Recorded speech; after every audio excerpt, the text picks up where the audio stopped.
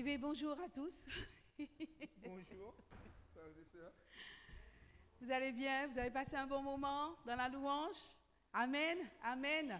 Ça fait du bien, ça fait vraiment du bien de louer le Seigneur ensemble. C'est vrai qu'à la maison, on loue le Seigneur, on danse comme des fous, hein? J'espère pour vous, moi oui. Hein? Voilà, donc nous allons vraiment courber nos têtes, prier afin que le Saint-Esprit qui est déjà là nous remplisse encore et encore. Amen. Gloire à Dieu. Merci Seigneur pour ce moment de louange, Seigneur. Parce que Seigneur, la louange t'appartient, Seigneur. C'est un moment merveilleux que nous voulons passer avec toi, te donner nos cœurs, nos vies entières, Seigneur. Merci pour ce moment. Saint-Esprit de Dieu, toi, notre consolateur, notre ami fidèle, nous t'invitons ce matin encore à prendre le plein contrôle de ce moment de culte, parce que la parole, elle vient de toi. La parole, tu connais les profondeurs du cœur de Dieu. Tu sais ce dont nous avons besoin. Je m'efface, nous nous effaçons tous les deux devant ta face afin que toi seul sois vu, toi seul sois glorifié, Seigneur, parce que nous sommes des instruments entre tes mains. Merci, Saint-Esprit. Merci de répandre ton esprit, ta force, ta puissance au milieu de nous. Dans le nom de Jésus, nous t'avons prié. Amen et amen. Alléluia. Amen. Donc, les pasteurs nous ont demandé à tous les deux de parler de la restauration. Et le message de ce matin, c'est la restauration, une restauration complète. Amen. Amen. Qui veut une restauration complète? Ah, on a besoin de ça. Amen. Et il n'y a que Dieu qui peut nous donner une restauration complète. Amen. Donc, nous allons prendre nos Bibles dans Job, chapitre 1. Job, chapitre 1, versets 1 à 3. Amen. Donc, il y avait dans le pays d'Ur, bon, je ne sais pas trop lire ça, un homme qui s'appelait Job. Et cet homme était intègre et droit. Il craignait Dieu et se détournait du mal. Il lui naquit 7 fils et 3 filles. Amen. Il possédait 7000 brebis, 3000 chameaux, 500 paires de bœufs, 500 ânesses et un très grand nombre de serviteurs. Et cet homme était le plus considérable de tous les fils de l'Orient. Amen. Quand on voit la vie de cet homme, c'est extraordinaire. Extraordinaire. Parce que il y a dans d'autres pays ou dans d'autres religions où on pense que, en étant enfant de Dieu, en étant chrétien, on doit être pauvre. On doit vivre dans une telle pauvreté parce que être riche, c'est s'élever, c'est être arrogant, hautain, enfin tout ce qu'on veut. C'est vrai, c'est vrai. Quand on regarde le monde, c'est vrai. Mais dans cette vie-là, nous voyons que Job était un homme intègre. Amen. Job était un homme qui avait la crainte de Dieu, n'est-ce pas? Et Dieu l'avait énormément béni.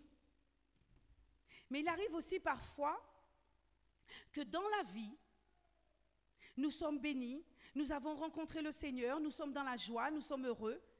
Et là, il survint quelque chose qui va tourmenter, qui va changer le cours de notre vie. Amen. Parfois, la vie nous réserve de mauvaises surprises. Des choses impossibles même à surmonter, n'est-ce pas? Qui est-ce qui a déjà vécu cela? Moi, j'ai déjà vécu des choses impossibles à surmonter. Quand la tempête, elle est là, quand la tempête, elle fait rage sur tous les fronts, on se tourne à droite, on a des problèmes. On se tourne à gauche, on a des problèmes. On se demande comment faire pour que cette tempête s'arrête. C'est vrai.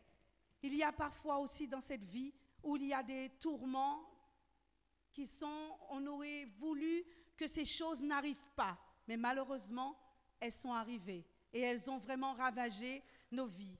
Et cela, je vais vous raconter une petite partie de ma vie parce que ça serait vraiment trop long. Nous voulons vraiment témoigner de notre vie pour vous aujourd'hui. Il y a 10 ans de cela, le Seigneur m'avait montré dans un rêve, je dormais, et dans un rêve, que j'allais passer par des tribulations terribles. Moi, j'ai vraiment appelé ça un tsunami. Et je me suis réveillée en pleine nuit et j'ai crié, mais j'ai crié très fort. Non, Seigneur! Ça fait peur, hein? Amen. Donc j'ai crié très fort, non, Seigneur, je ne suis pas Job. Je transpirais dans la nuit, je tremblais dans la nuit. J'ai dit, non, Seigneur, je ne suis pas Job. Job a pu résister à tout ce que tu lui as infligé. Le diable lui a infligé. Mais moi, je ne suis pas Job, Seigneur. Je joue à la forte, mais je ne suis pas forte. Le Seigneur m'a montré que je perdais mon époux, mon ex-époux. Il m'a montré que je perdais mes enfants. Il m'a montré que je perdais tout, que j'étais complètement nue.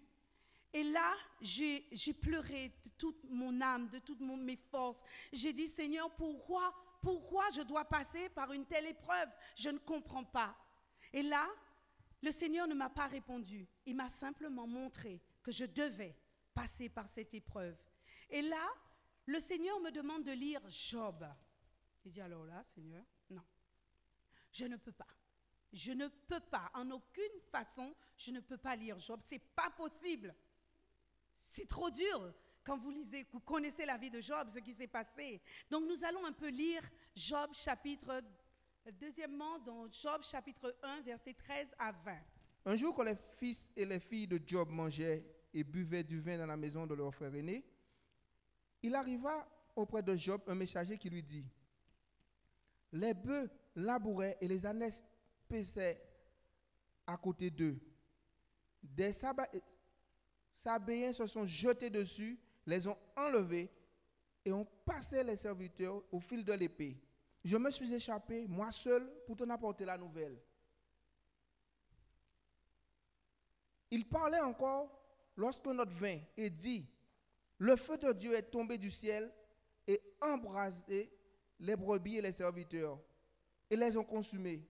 Et je me suis échappé, moi seul, pour t'en apporter la nouvelle. » Il parlait encore lorsque notre vin est dit, des Chaldéens formés en 3 bandes se sont jetés sous les chameaux, les ont enlevés et ont passé les serviteurs au fil de l'épée. Et je me suis échappé moi seul pour t'en apporter la nouvelle. Il parlait encore lorsque notre vin est dit, tes fils et tes filles mangeaient et buvaient du vin dans la maison de leur frère aîné. Et voici qu'un grand vent est venu de l'autre côté du désert et a frappé contre les 4 coins de la maison. Elle s'est écoulée sur les jeunes gens et ils sont morts. Et je me suis échappé moi seul pour t'en apporter la nouvelle. Alors Job se leva et déchira son manteau et se rasa la tête.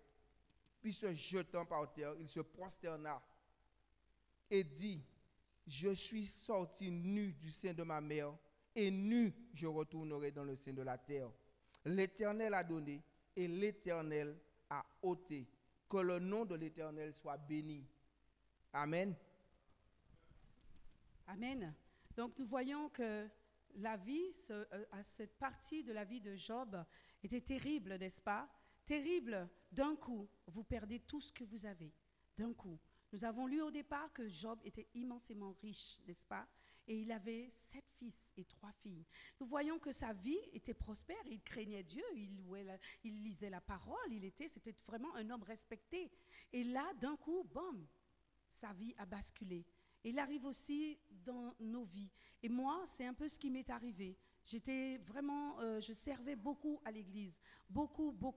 J'étais toujours sur la route, à visiter les gens, à prêcher l'évangile. J'étais vraiment sur la route et déterminée à gagner la Guadeloupe pour Jésus. Et là, quand le Seigneur me montre ça, j'ai dit, mais Seigneur, pourquoi? Qu'est-ce que j'ai fait? Qu'est-ce qui s'est passé dans ma vie? Et là, le Seigneur me montre que tous y partiront. Mais là, il m'a montré aussi que mes enfants reviendront vers moi et aussi vers lui. Et vous savez, ce moment-là a été très difficile. Je l'attendais, je surveillais, mais ça a duré au bout de 3 ans. Au bout de 3 ans après cette révélation, il y a ma fille aînée, Mélanie, qui était au lycée à cette époque-là, elle avait 16 ans. Elle a commencé à changer. Elle aimait l'église. On l'appelait sœur Mélanie parce qu'elle était toute petite et c'était la seule qui était à l'intercession. Vous voyez une petite fille là, à l'intercession qui priait. C'était extraordinaire de les voir. Et ma deuxième fille aussi. Ces enfants-là dansaient en esprit. Ces enfants-là prophétisaient. C'était des enfants qui avaient une onction exceptionnelle sur leur vie. Et là, je ne comprenais pas. D'un coup, ma fille ne voulait plus aller à l'église. Elle ne supportait plus l'église. Elle est devenue fâchée avec le Seigneur. Et un jour, elle m'a dit, « Maman, je veux partir vivre avec mon père. » Et son père habite en métropole. Moi, j'étais aux Antilles. Et ça fait mal quand vous avez un enfant de 16 ans qui n'a pas fini, que vous n'avez pas fini d'éduquer. Vous dites, « Maman, je m'en vais. Je veux partir vers mon père. » Ça fait mal. Ça fait très mal. Et là, j'ai prié le Seigneur. Et je l'ai laissé partir. J'ai laissé cet enfant partir. Et 6 mois après, j'ai une petite fille, elle avait le même âge, 16 ans, une fille adoptive que j'aimais et que j'aime toujours énormément. Elle aussi, elle m'a dit, Tati, je pars. Et elle est partie. Je savais qu'à partir de, quand ma fille m'a dit cela, je savais que le compte à rebours avait commencé. Je savais que ce que Dieu m'avait montré il y a 3 ans avait commencé. Et là, j'ai dit, waouh, Seigneur, s'il te plaît, aide-moi. Et donc, elle est partie. Et c'est vrai que, comme je vous disais tout à l'heure, Dieu m'a poussé à lire Job. Et je ne voulais pas. Mais au bout de 3 mois, j'ai résisté 3 mois, vous ne vous rendez pas compte? 3 mois, parce que c'est terrible. Et là, j'ai dit, non Seigneur, je dois t'obéir. Et j'ai commencé à lire Job. J'ai lu Job d'un trait. Et j'ai recommencé à lire Job. Je l'ai lu 2 fois et j'ai eu de telles révélations. Ça m'a fortifié dans la foi. Parce que je m'attendais à ce que Job me détruise, à ce que Job me bouleverse. Non, Dieu m'a parlé à travers la vie de Job et j'ai pu résister à cette tempête. Vous savez, lorsque Dieu vous demande quelque chose, faites-le. Si je ne l'avais pas fait, je crois que vous ne m'auriez pas connu ici, si je n'avais pas obéi à Dieu. Parce que cette tempête-là a été très, très difficile. Et la deuxième vague, donc, c'était ma fille adoptive. La 3e vague, et la plus méchante et la plus dure, c'était mon époux. Mon époux qui est parti dans la drogue, qui est parti aussi dans l'abus sexuellement. Mon époux qui est parti dans la sorcellerie. Un homme de Dieu, un homme qui prêchait la parole, un homme qui pouvait soulever des foules, un homme qui était tout le temps à l'intercession. 5 heures du matin, il était là. Minuit, il était là. Il priait. On était déterminés à servir le Seigneur. Et on n'a rien compris. Je n'ai rien compris. Quand Dieu m'a ouvert les yeux, j'ai dit, mais Seigneur, qu'est-ce qui se passe? Qu'est-ce qu'il a fait? Pourquoi? Et donc, j'ai continué à prier. J'ai continué à prier. Je me suis retrouvée dans un tel état. Je me suis retrouvée avant que ça explose. J'étais plus avec un mari, mais j'étais avec un démon à la maison. Quelqu'un qui faisait des choses terribles. Et j'avais des enfants en bas âge. Là, le Seigneur l'a écarté. Le Seigneur m'a libérée de cet homme. Et donc, je me suis retrouvée seule avec 3 enfants en bas âge. Et dont je me suis retrouvée sans maison, je me suis retrouvée sans travail, je me suis retrouvée sans rien. Donc, merci Seigneur, j'ai eu des frères et des sœurs qui m'ont hébergée à droite, qui m'ont hébergée à gauche, qui m'ont hébergée par là, qui nous ont nourris. Je suis même partie vivre chez les pasteurs. La vie était complètement dans la tourmente. Et dans ces tourments, le Seigneur me dit, je vais te restaurer et tu vas te marier. J'ai dit quoi? Vous êtes dans la tourmente et c'est mariage, mais vous n'avez pas envie de voir un homme. C'est pas possible. Jamais plus d'hommes dans ma vie. C'est fini. Et là, le Seigneur me dit une telle parole et j'ai dit non, Seigneur, pardonne-moi. Je vais te croire. Je vais croire en ta parole. Je ne me suis pas découragée. Je suis restée déterminée. J'ai continué à lire ma Bible. J'ai continué à aller à l'église. La première fois, quand tout s'est arrivé, on n'avait même pas de vêtements. On allait en jean, on allait en basket. à l'église. Mais ce n'était pas grave. J'allais m'asseoir devant. J'ai dit, il est hors de question que je vais m'asseoir derrière. Parce que devant, je veux l'onction, je veux la présence de mon Dieu. Je veux pleurer devant lui. Et donc, ce moment-là de tourment, il y a un chant qui est sorti. Un homme, Olivier Choix, qui a chanté un chant qui était extraordinaire. Et j'ai dit, Seigneur, ce chant, il est spécialement pour moi. Et je vais appeler Anaëlle pour qu'elle chante ce chant. Parce que c'est un chant vraiment qui m'a gardé, qui m'a tenu. Amen. Donc on va l'écouter. Voyez, écoutez les paroles de ce chant. Parce que je me suis accrochée à ces paroles. Amen.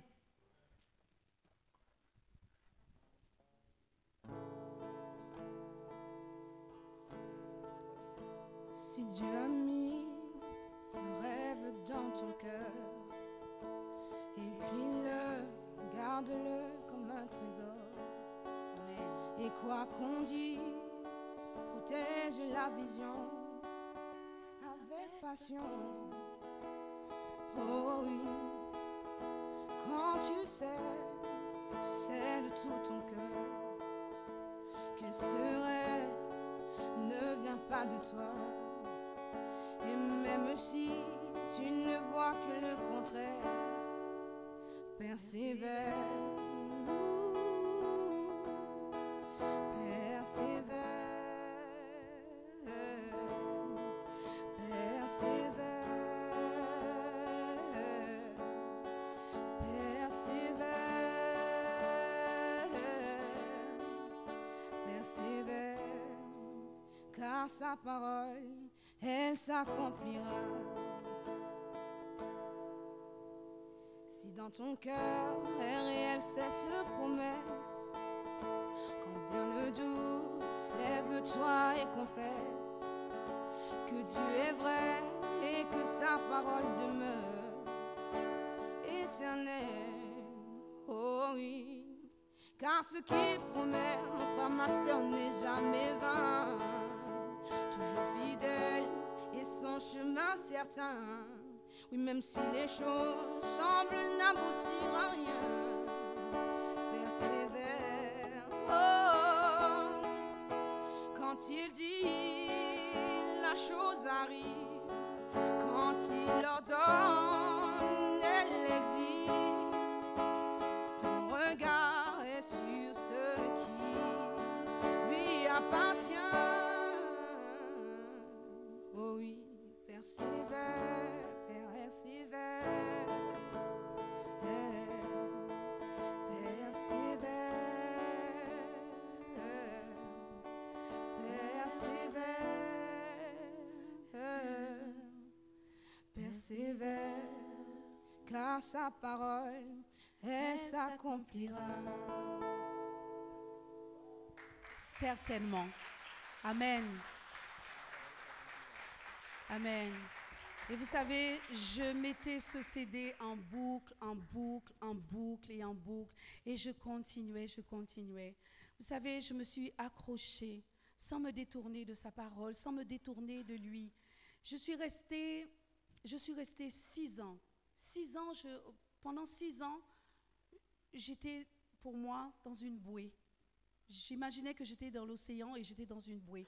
Et cette bouée, c'était l'Église. Elle a pu me soutenir, elle a pu me garder. Et la 7e année, j'ai trouvé la terre ferme, le début de ma restauration. Ça a été quelque chose d'extraordinaire. Et au bout de 3 ans, la 3e année, après, vous connaissez un peu l'histoire de ces 3 années, 3 années d'attente, 3 années d'espoir, 3 années de prière. Quand, amen, ce bel homme, cet homme merveilleux, sur Skype, pour ceux qui étaient là, vous vous rappelez, sur Skype, il m'a demandé en mariage.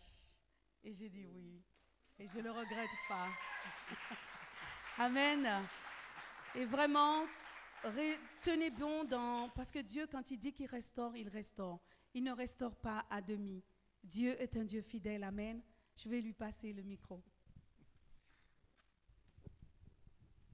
Amen. Cela n'a pas été facile non plus de mon côté. Ce n'était pas du tout facile. Car il y a certaines femmes qui sont prêtes à tout pour garder un homme.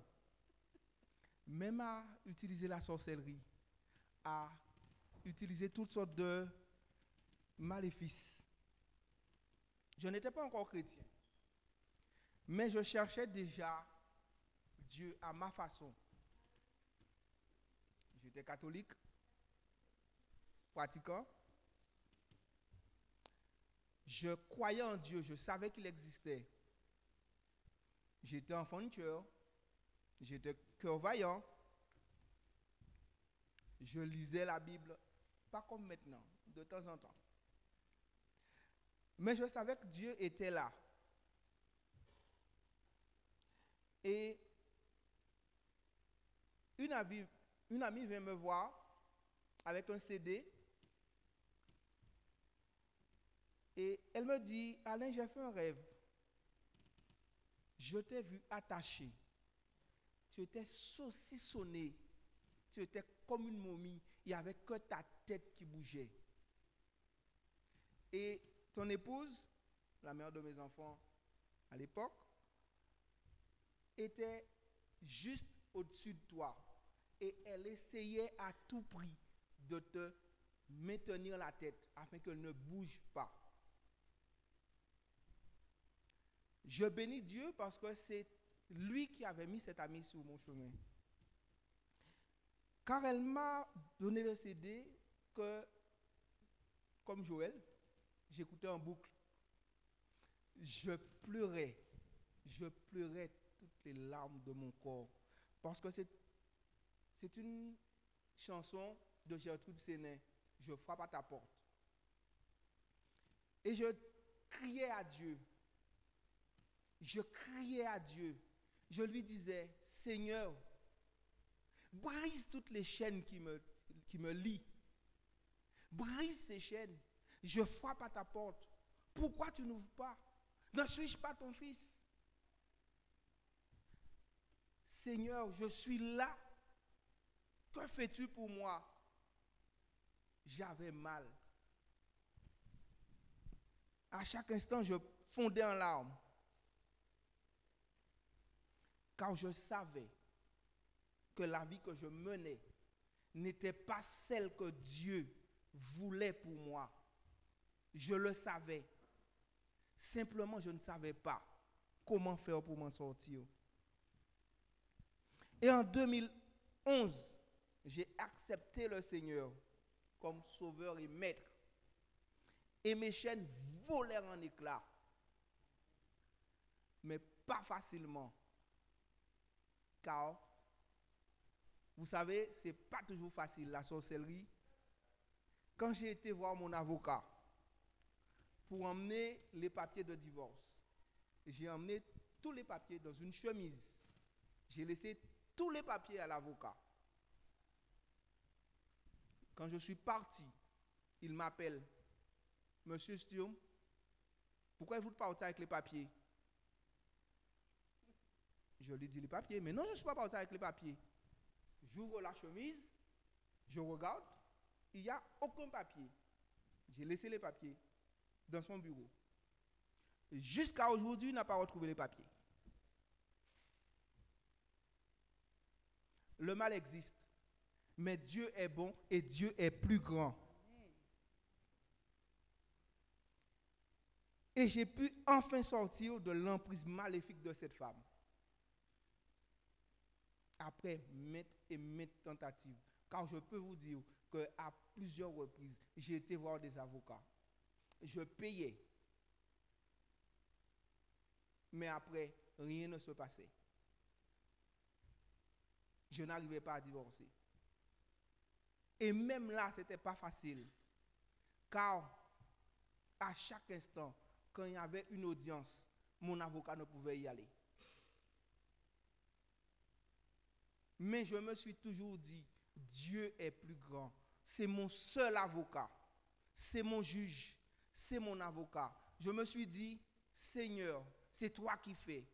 Si je mérite, donne-moi. Mais si je ne mérite pas, Seigneur, fais en sorte que je m'en sorte.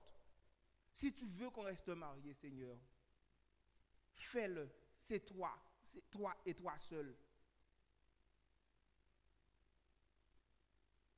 Au premier instant, à la conciliation, on m'a condamné à lui donner 550 € par mois. Chaque mois, il fallait que je casque 550 €. Elle avait droit à la maison.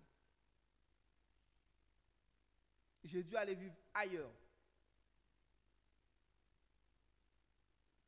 Mais j'ai toujours fait confiance à Dieu. Je n'ai jamais désespéré. Le jour du divorce, quand mon avocat m'a appelé,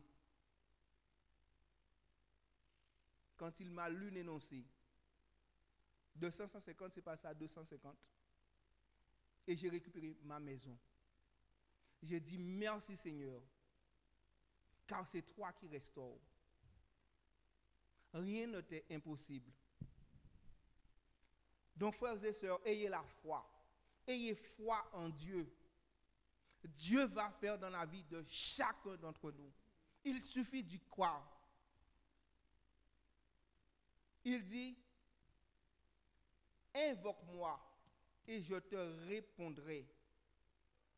Je t'annoncerai de grandes choses, des choses cachées que tu ne connais pas. Dans Jérémie 33, 3. Je savais au plus profond de moi que quelque part, il y avait ma cote. Il y avait quelqu'un qui m'était destiné. Quelqu'un que j'épouserai. Quelqu'un qui ne me fera pas de mal. Quelqu'un qui sera à mes côtés. Quelqu'un que Dieu choisirait pour moi. Car dans Ésaïe 59, verset 1, il est dit, la main d'un Éternel n'est pas trop courte pour nous sauver, ni son oreille trop dure pour entendre.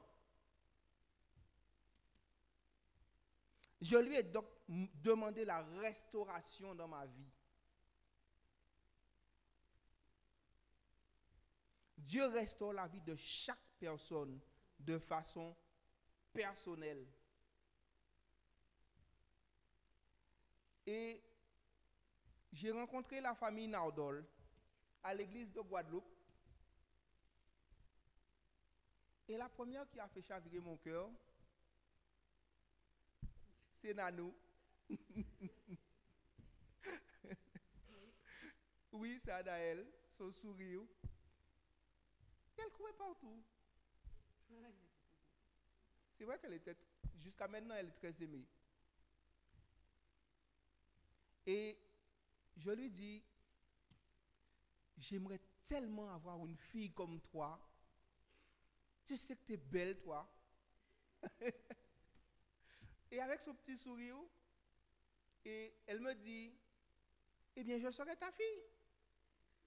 Mais elle ne savait même pas que c'était une prédiction.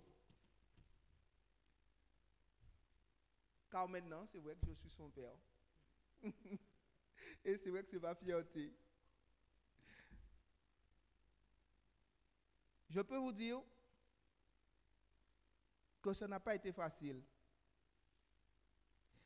Car la plus récalcitrante de la famille, c'était Noémie.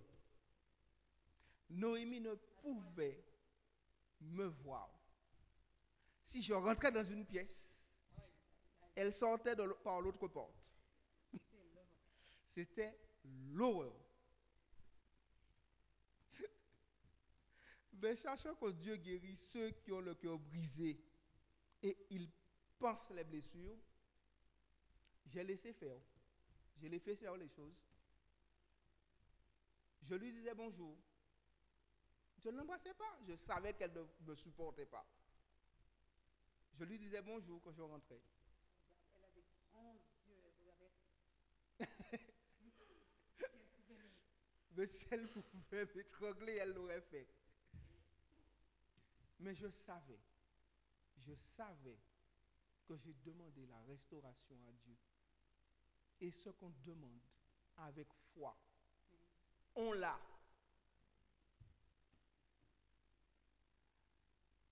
Joël vient faire sa vie à Lyon et moi j'ai continué la mienne en Guadeloupe. On s'est dit adieu, hein. On s'est dit adieu et on a dit que la volonté de Dieu soit faite. Sa volonté et seulement sa volonté. Si Dieu veut qu'on se sépare, on va se séparer. Si Dieu veut qu'on soit ensemble, on le sera. Car ces pasteurs, les pasteurs Carolina et David, lui ont dit, tu coupes les ponts. Et jusqu'à ce que Dieu te réponde. C'était pas facile. 3 ans. 3 ans. 3 ans, je suis en Guadeloupe. Heureusement qu'il y avait cette femme merveilleuse qui est Mamie Jo, qui me soutenait. J'allais chez elle le dimanche, puisqu'on était à l'église ensemble, en Guadeloupe. J'allais chez elle, on mettait Skype, mais pour obéir à la parole, et c'est ça qui est important, il faut obéir à la parole. Pour obéir à la parole, je mettais Skype pour mamie. Joël et sa mère parlaient. Je mettais Skype et je sortais. Je ne regardais même pas Joël.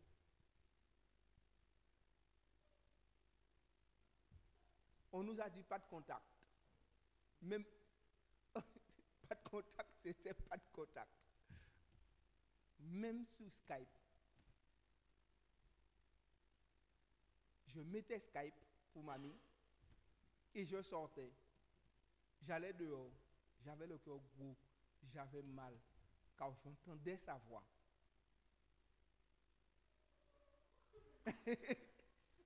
Mais je ne pouvais pas la voir. Je ne pouvais pas lui parler. C'était interdit.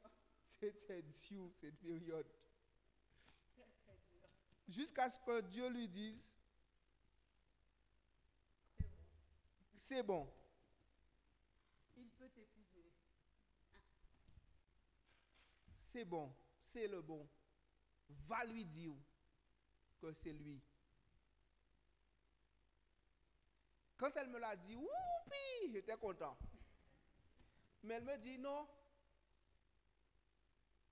Il faut que j'attende encore une parole Réma. J'ai dit, mais Dieu t'a dit, va lui dire. Non. Pour être sûr, il faut attendre encore une confirmation. J'attends. Anna, elle s'impatiente. Elle s'énerve. Elle s'énerve, elle ne comprend pas. Pourquoi?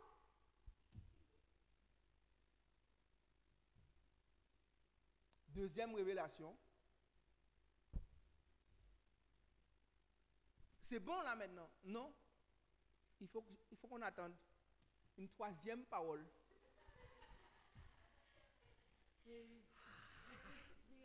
Waouh! C'était pas évident. Troisième parole Rima. Il y a le pasteur Carolina qui dit, si il y a un seul membre de la famille qui n'est pas d'accord, pas de mariage. Après 3 révélations. J'ai dit, waouh, Seigneur. Noémie. Je sais que doubler, c'est non. J'ai dit, Dieu, tu avais promis à Joël la restauration. Il nous a dit oui pour le mariage. Et Seigneur, pourquoi ça maintenant? Mais c'était juste pour qu'il nous montre ce dont il était capable. Car je lui ai dit, Seigneur, touche le cœur de Noémie. Comme tu as touché le cœur de Pharaon pour faire sortir ton peuple d'Égypte, touche le cœur de Noémie. Rien n'est impossible. fait changer le cœur de Noémie. On a prié, on a prié, on a intercédé. Et j'ai dit, Dieu, Seigneur, je te rappelle tes promesses. Quand tu promets quelque chose, tu n'es pas un Dieu menteur, tu le fais, donc fais-le dans ma vie. Et vous connaissez la suite. Dieu a touché le cœur de Noémie. Elle était demoiselle d'honneur à notre mariage. Et la chose qui était plus belle, quand Dieu promet, il fait. La chose qui était plus belle, c'est que la chanson qu'Anaël vient de chanter, elle l'a chantée au mariage avec Anaël. Amen. Et j'ai pleuré. J'ai pleuré. Je me suis levé. J'ai été vers elle. Je l'ai prise dans mes bras. Elle s'est blottie tout contre moi. Il n'y avait rien de plus beau. Il n'y avait rien de plus beau de voir ce que Dieu peut faire dans notre vie.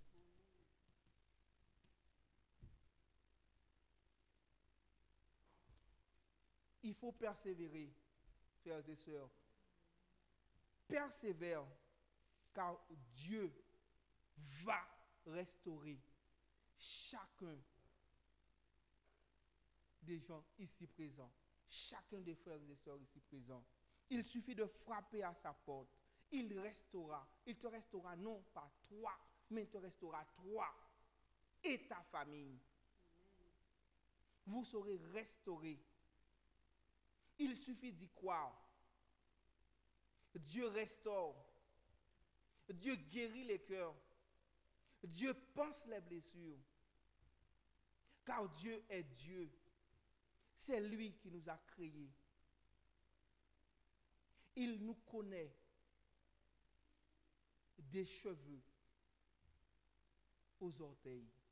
Il connaît chaque fibre de notre être. Il connaît nos besoins. Mais quelquefois, on ne fait pas appel à lui. Mais sinon, il est là. Il nous dit dans Jérémie 33:3, juste de l'appeler, de frapper, et qu'il nous répondra. Amen. Amen. Donc aujourd'hui, je peux dire que Dieu a restauré ma vie, a restauré la vie de mes enfants, parce que Mélanie a énormément souffert le fait qu'elle soit partie vraiment trop tôt de la maison. Elle s'est retrouvée seule parce que sa belle-mère ne l'aimait pas. Donc son père était entre elle et la belle-mère. Et donc ma fille aussi, Gaëlle, à 18 ans, j'ai dû l'envoyer aussi chez son père. Et donc je peux vous dire que Dieu, quand je suis arrivée ici, je savais que c'était pour la restauration de mes enfants, de ma famille. Et Dieu a pu restaurer toute ma famille. Ma fille aînée qui n'arrivait plus à le contact physique avec moi, c'était difficile. Aujourd'hui, elle m'embrasse. Aujourd'hui, elle est heureuse de venir chez sa maman et avec ses enfants. Ma fille aussi, Noémie, qui a passé des moments très difficiles, aussi, Dieu l'a restaurée. Aujourd'hui, dès qu'elle le voit, elle lui saute dessus, mon tonton. Donc vraiment, Dieu restaure. Dieu restaure. Mais c'est vrai que lorsque nous sommes dans la tempête, on ne pense pas à la restauration parce que c'est difficile. Hein? Comme quand ils étaient dans la barque, c'était difficile. Ils ont crié à Dieu parce qu'ils ont dit on va mourir. Donc dans la tempête, on est en panique. On est en panique. Voyez ? Quelle que soit la situation dont on vit, on n'est plus subjectif, on est dans un état. Mais si Dieu nous donne une parole, si nous continuons à lire sa parole, parce que Quand tu lis la parole de Dieu, il te donne toujours une parole. C'est pour ça que je vous encourage à lire sa parole, à demander au Saint-Esprit de vous révéler sa parole. Vraiment, Dieu est un Dieu qui restaure. Après 10 ans de prière, 10 ans, Dieu a totalement restauré ma vie. J'ai une de mes filles, la deuxième, Gaëlle, qui a accepté encore une fois le Seigneur, qui a décidé de marcher avec le Seigneur. Elle devait être là aujourd'hui, mais elle devait prendre le train. Et vraiment, nous voulons vous encourager, parce que qu'est-ce qui s'est passé pour Job après? Dieu a restauré Job. Job aurait pu maudire le Seigneur, mais il a dit, Dieu a donné, Dieu a repris. Parce que c'est vrai, la première chose, même moi, j'ai dit, mais Seigneur, pourquoi? Dieu seul sait pourquoi tu passes par ces moments-là. Dieu seul le sait. Mais il a aussi la réponse. Il a aussi cette restauration pour toi. Amen. Donc, accroche-toi au Seigneur. Fortifie-toi dans sa parole. Crois. Et accroche-toi à l'église où tu te trouves. Parce que c'est vrai qu'il peut y avoir des difficultés. Il peut y avoir. Moi, l'église a été pour moi une bouée de sauvetage. Pendant 6 ans. Vous vous rendez pas compte? Pendant 6 ans. Et la 7e année, 7 ans, extraordinaire, n'est-ce pas? La 7e année, j'ai reçu ma bénédiction. Donc, croyez en Dieu. Croyez. Soyez fortifiés dans notre témoignage. Et nous allons voir un dernier verset pour voir la restauration de Job. Job chapitre 42, verset 12. Nous allons terminer avec ce verset. Je vais lire. Oui. Pendant ces dernières années, Job reçut de l'Éternel plus de bénédictions qu'il n'en avait reçu dans les premières. Parce que n'oubliez pas que Job avait été béni au début de sa vie. Il posséda 14 000 brebis, 6 000 chameaux, 1 000 paires de bœufs et 1 000 ânesses. Il y eut 7 fils et 3 filles. Et donc, on ne va pas continuer dans la lecture, mais il est dit que les filles de Job étaient les plus belles filles de l'Orient. Vous voyez, Dieu l'a béni au-delà même. Dieu lui a donné une telle bénédiction. Donc, vous savez, après la tempête, il vient le soleil. Après la tempête, il vient la joie. Et je remercie Dieu pour mon époux. Je remercie Dieu pour mes enfants. Parce que je sais qu'aujourd'hui, nous formons une famille unie, une famille restaurée. Alors crois toi aussi que Dieu va restaurer ta vie, que Dieu va restaurer ta famille. Et quelle que soit ta situation, Dieu va la restaurer. Amen. Que le Seigneur vous bénisse tous. Vraiment, nous voulons donner toute la gloire à Dieu. Amen. Amen. Soyez bénis. Amen. Donc, merci Seigneur, vraiment, merci Seigneur, merci pour tout et que la gloire soit rendue qu'à Dieu. Amen et amen.